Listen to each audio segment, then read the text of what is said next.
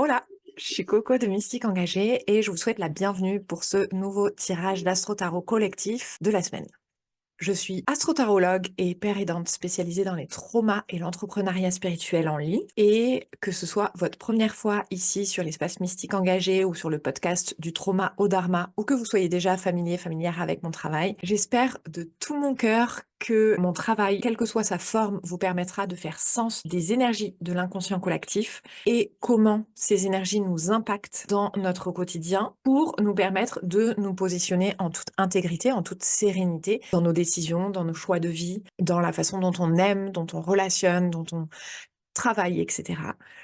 pour vivre la vie la plus sereine possible à la fois cette semaine, mais de manière générale, évidemment. Pour soutenir mon travail, il y a plusieurs options. La première, c'est de vous abonner.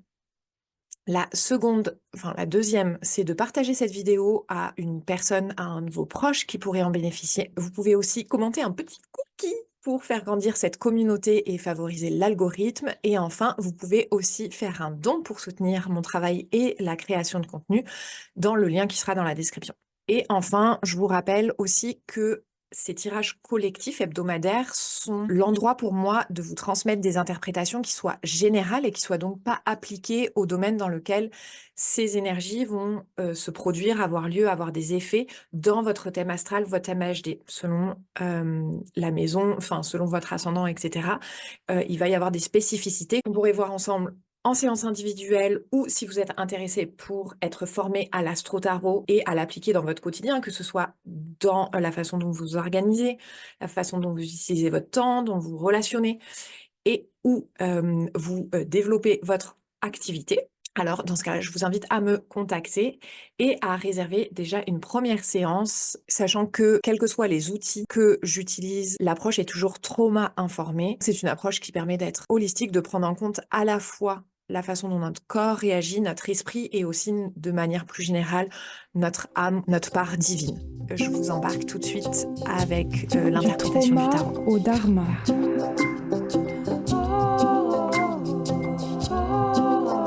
Le podcast pour s'élever soi et ses prochains.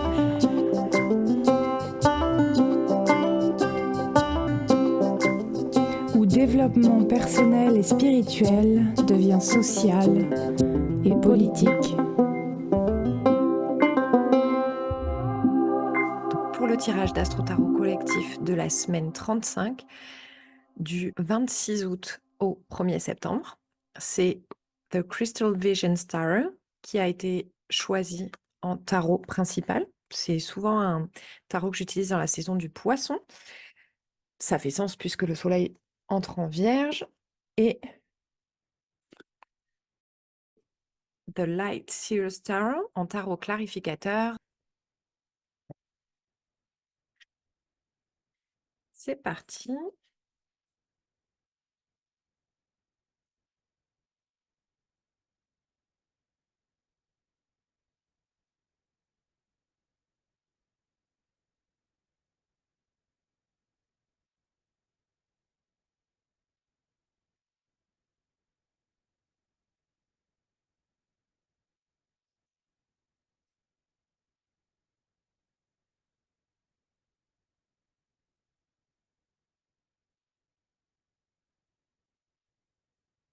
C'est parti pour les messages d'Astro Tarot collectif de la semaine du 26 août au 1er septembre.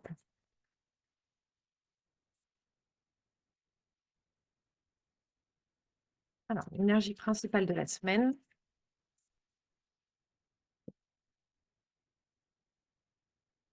L'énergie principale de la semaine, l'ermite. Et la carte du dessous, la reine de bâton.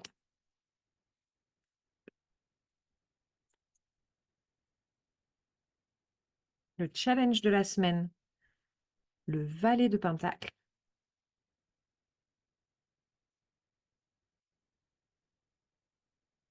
L'enseignement de la semaine, le 2 de coupe et le 7 de pentacle.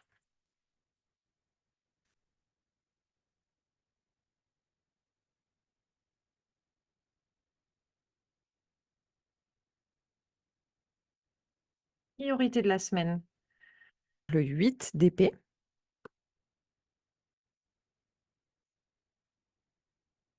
L'action de la semaine.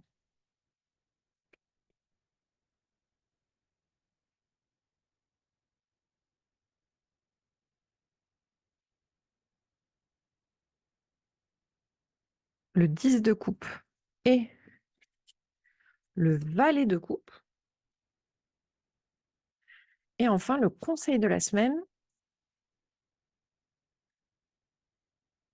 le 6 de bâton. Alors, pour la clarification,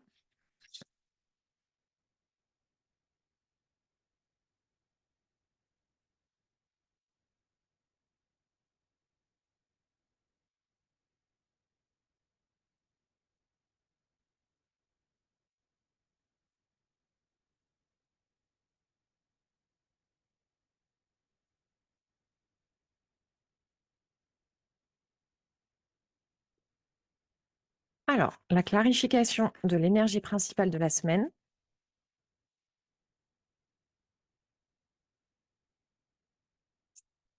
La tour, l'arcane majeur 10 et le cavalier de pentacle. Doucement mais sûrement. La clarification du challenge de la semaine.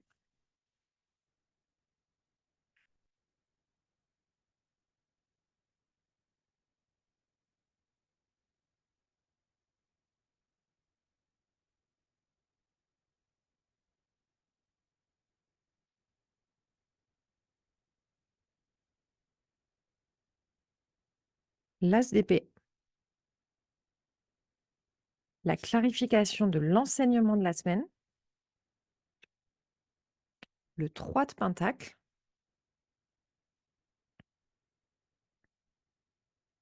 La clarification de la priorité de la semaine. Le 10 d'épée.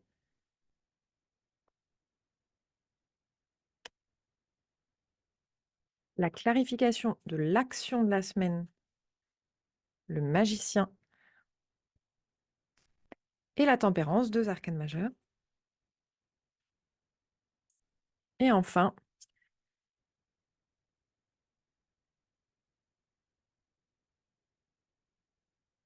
la clarification du conseil de la semaine, le valet de pentacle. All right. Alors, l'énergie de la semaine, l'énergie principale de la semaine. On a d'abord l'ermite, l'arcane majeur 9, qui nous indique pour cette semaine qu'on a vraiment des besoins spécifiques, qu'on a besoin d'espace, de temps, de douceur, de mystère pour retrouver notre lumière et nous détacher des soucis extérieurs, des soucis matériels, superficiels et nous familiariser avec notre propre présence et nous remplir de nous-mêmes d'une certaine façon. Et donc cette semaine, l'énergie principale, c'est vraiment de revenir à l'intérieur.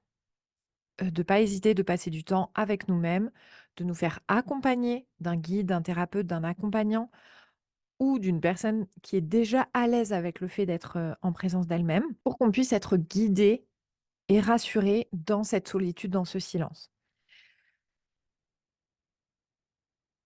Et donc clairement, l'énergie de la semaine, c'est aussi de favoriser les relations ou les interactions où on n'a pas besoin de masquer ce qu'on est profondément, même à nous-mêmes. Et on n'a pas non plus besoin de s'isoler parce que personne n'est suffisamment safe pour fonctionner ainsi, pour qu'on fonctionne comme on fonctionne. Donc l'énergie de la semaine, c'est vraiment de ne pas nous isoler, créer une nouvelle saveur à être dans la solitude, à être avec nous-mêmes, pour passer de l'isolement justement, de la suradaptation, pour appartenir à la solitude et à des relations choisies.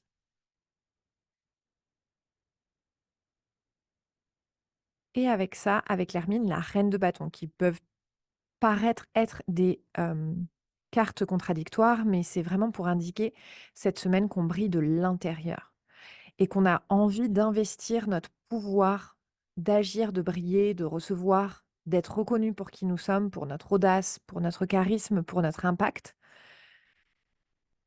même si il y a de fortes chances que ce soit terrifiant. Cette semaine, on a besoin de s'assurer d'être traités à notre juste valeur, sans pour autant exercer notre pouvoir sur les autres.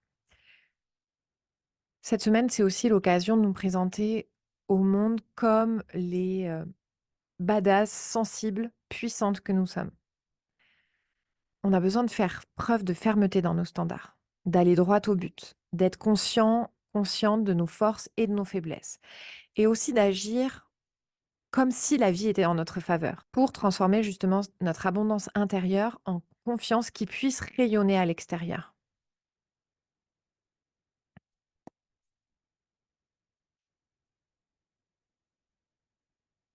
Et pour clarifier, on a la tour et le cavalier de Pentacle. La tour, elle nous indique que ça va certainement pas se faire sans changement, ni sans renoncer à nos stratégies de protection, ni sans voir s'écrouler devant nos yeux tout ce qui était édifié sur de mauvaises raisons, sur l'ego, sur le déni, sur les fausses croyances. Et ça peut aller très très vite. Des changements systémiques, donc à la fois au sein du foyer, de la famille, de la coloc, du groupe associatif, du couple, de la société, peuvent apparaître très très soudainement, mais on a besoin de se rappeler aussi que, ils se sont construits par nous, à travers nous, avec le temps et que c'est une bonne chose que, ils se renversent aussi rapidement, même si ça peut paraître brutal et violent, sur le moment. Donc on a vraiment besoin de reconstruire avec la connaissance et l'expérience de ce qui peut faire s'effondrer un système.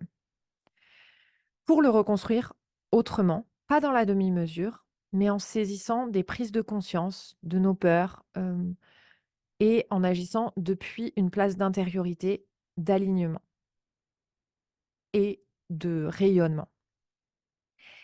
Et ça va se faire doucement, doucement mais sûrement, en se focalisant notamment sur le long terme. Cette semaine, il va être intéressant de prendre le temps de décider quel sera le prochain pas, en s'engageant bien avant de voir les résultats, en ayant foi d'une certaine façon en notre propre détermination. C'est ça qui va nous faire avancer cette semaine. Le challenge de la semaine, ça va pas venir sans difficulté évidemment. C'est déjà la patience, le valet de Pentacle.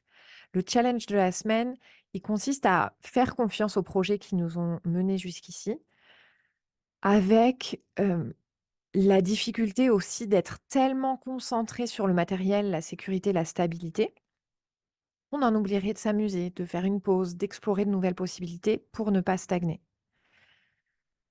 Peut-être qu'on prend cette semaine la mesure que notre maison, notre environnement, nos habitudes, nos relations, notre travail ne sont plus alignés à nos besoins et nos aspirations. Et donc, on a besoin, d'une certaine façon, de se détacher de la loyauté du denier pour ne pas faire persister des choses, des situations, des relations dont on aurait plutôt besoin de se séparer. Ça va pas être chose aisée parce qu'on va aussi avoir l'impression avec l'as d'épée que nos pensées sont en constante ébullition, qu'on suranalyse, qu'on pense trop, qu'on réfléchisse trop.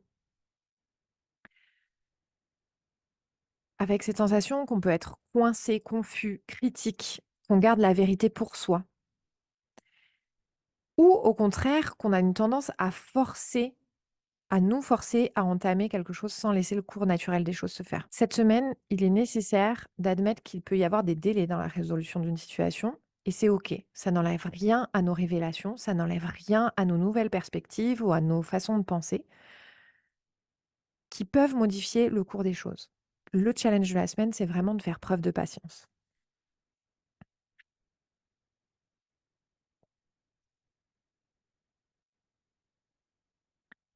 L'enseignement de la semaine, on a le 2 de coupe et le 7 de pentacle. Il est déterminant cette semaine de nous montrer vulnérables, de partager nos craintes, mais aussi nos rêves, nos besoins.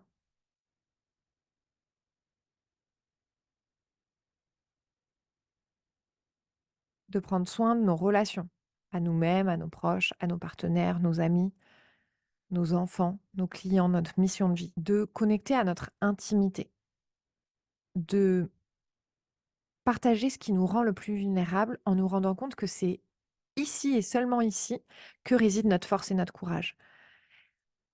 Et c'est justement en nous présentant sous notre jour véritable qu'on va pouvoir reconnaître notre team, auprès de qui on peut être vulnérable, auprès de qui c'est safe de dévoiler nos craintes, mais aussi nos rêves. Et surtout auprès de qui c'est safe de pouvoir les explorer. On va avoir besoin de cette team parce que, en apparence, rien ne semble prouver que quelque chose de meilleur est possible. On peut se sentir un petit peu désespéré. Peut-être même qu'on a accumulé des preuves que on devrait abandonner. Et pourtant, il n'est pas temps, avec le 7 de Pentacle, d'abandonner ce travail qui essaie de se faire à travers nous.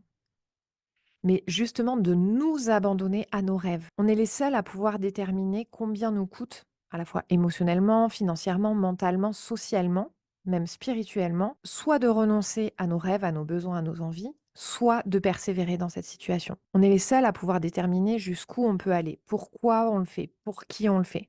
Et c'est important cette semaine de se reposer ces questions-là. Certainement, avec la clarification, pour construire de nouvelles fondations, une nouvelle stabilité à la fois au niveau matériel mais aussi spirituel. Ça va demander de l'investissement, mais aussi un petit peu de désillusion pour nous considérer légitimes à recevoir. Pour qui on se prend en fait pour demander, pour réclamer ceci ou cela? C'est une question qui va apparaître cette semaine. Et ça demande de la patience, de la rigueur, mais surtout un système de soutien, voire même parfois d'être coaché pour reconnecter à notre légitimité, à exister comme on est, à avoir nos besoins, à les exprimer et à construire une réalité qui soit en concordance avec eux. Cette semaine, l'enseignement, c'est vraiment de concentrer nos efforts et notre énergie sur les fondations solides de notre nouvelle vie, de planifier pour le futur et de nous rappeler qu'on est sur la bonne voie. La priorité de la semaine, 8 d'épée. Et en clarification, le 10 d'épée. Cette semaine, il va être primordial de nous concentrer à nous libérer de nos limitations, à ouvrir notre esprit à autre chose qu'aux doutes qu'on peut avoir sur nous-mêmes. Nos pensées et nos peurs anxieuses, elles ont tendance à nous prendre au piège en nous faisant être sur la retenue d'une certaine façon. Il va être prioritaire cette semaine de stopper le flot d'histoires qu'on se raconte, de stopper les obsessions et d'étendre notre perspective et nos potentiels, sûrement en y intégrant nos émotions, compte tenu notamment de l'énergie de la semaine et de la présence des coupes dans le tirage de manière générale. En clarification, il va être prioritaire d'adresser nos pensées intrusives, notre chaos intérieur, nos peurs, notre anxiété, la désillusion, la déception. Et aussi réelles et douloureuses, désagréables soient ces sensations, ces émotions, ça va nous permettre d'y voir plus clair. Ça va nous permettre de savoir quels sont nos vrais besoins et de surtout les exprimer et ne plus les négocier. Donc cette semaine, la priorité, ça va être d'une certaine façon de remercier notre esprit de nous faire parvenir mille et une pensées, mille et une raisons à la minute de ne pas faire confiance, de ne pas prendre de décision, d'être figé, d'être sidéré, de ne pas risquer de croire en soi, de ne pas risquer de s'exprimer, d'adresser une difficulté, etc. Mais au final, la priorité de la semaine, ça va être plutôt d'écouter son cœur et de nous rappeler que le pire est derrière nous et que le 10 d'épée, aussi désagréable soit-il, va nous permettre de repartir du bon pied, nous rendre compte qu'on a été déçus. Ça va nous permettre de faire un état des lieux sur nos attentes et de nous réajuster pour la suite, avec plus de cartes en main. Oui, nos peurs nous poursuivent. Notre anxiété voudrait nous laisser croire que ce qu'il s'est passé, notamment de plus horrible dans le passé, risque de se reproduire. Mais le 10, c'est pas une fin en soi. Il invite à continuer vers la maturité du roi, puis toujours à revenir à l'as, à notre première vérité.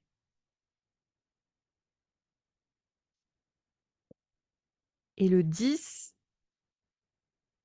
et cette continuité du 10 et du valet jusqu'au roi, est indiqué notamment dans l'action de la semaine. On retrouve le 10 et le valet de coupe qui se suivent dans la suite de coupe.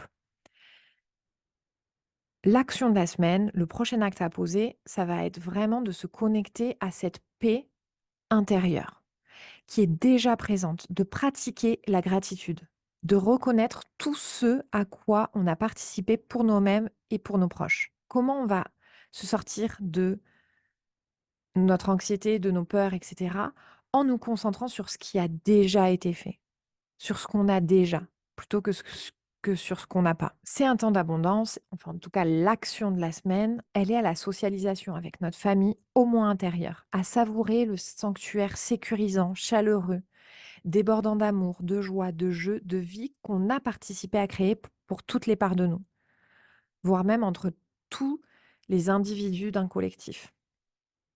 C'est une bonne semaine pour revenir à la pratique de la gratitude, pour exprimer notre gratitude, notre reconnaissance à nos proches, voir tous les efforts, reconnaître tous les efforts qu'ils ont fait dans le sens de plus de satisfaction de nos besoins, de plus de satisfaction de notre unité. Et aussi de faire une liste de gratitude pour exprimer notre gratitude à la vie de manière générale. C'est le moment aussi de cultiver la compréhension de ce qui est simple et fluide pour nous et en particulier pour notre enfant intérieur. De revenir à la simplicité, de nous concentrer sur ce qui nous inspire, de nous entourer des personnes qui nous inspirent, des potentiels, de nous ouvrir au miracle. Ça va vraiment être l'action de la semaine, d'ouvrir notre cœur, notre corps, notre esprit au meilleur qui reste à venir, à la croyance, à la conviction que nos rêves peuvent devenir réalité et qu'on peut nous aussi voler de nos propres ailes. Et en clarification, on a 2 arcanes majeurs, le magicien et la tempérance. Le magicien, la magicienne nous rappelle qu'on a toutes les ressources nécessaires pour commencer et accomplir notre vie, nos rêves, nos projets, nos tâches, etc. Donc clairement, l'action de la semaine, ça va être de faire confiance à la vie et de vivre chacun de nos actes comme une expression de la magie de la vie. Ça va pas tant être quelles actions on va poser que comment on va les poser. De nous en remettre à notre caractère sacré, infini, mystique et spirituel et à notre volonté de transformation. Et pour ça va aussi nous demander d'intégrer ce qu'on croit être contradictoire, d'intégrer nos contradictions intérieures, nos besoins contradictoires, avec une forme d'humour, d'enthousiasme, d'optimisme. D'accueillir aussi nos besoins opposés et de se connecter à l'énergie du Sagittaire. On a plusieurs placements là qui entrent en tension, à la fois entre la Vierge, le Poisson et le Gémeaux. Et pour se sortir de cette tension, l'invitation, c'est d'aller chercher le signe qui n'est pas présent, et là, en l'occurrence, le Sagittaire. Et c'est ce qui ressort ici avec la tempérance. De ne pas nous détourner des énergies contraires, mais de nous en servir pour nourrir une forme d'humour, de perspective, de recul, etc.